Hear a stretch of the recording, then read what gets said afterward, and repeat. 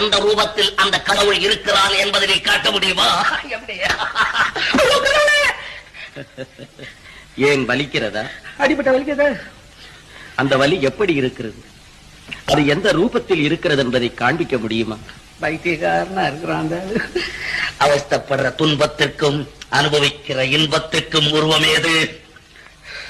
அதுபோல்தான் சகல ஜீவராசிகளுக்கும் இன்ப துன்ப உணர்ச்சிகளை தந்து உருவமில்லாமல் ஒளிந்து விளையாடுகிறான் கடவுள்.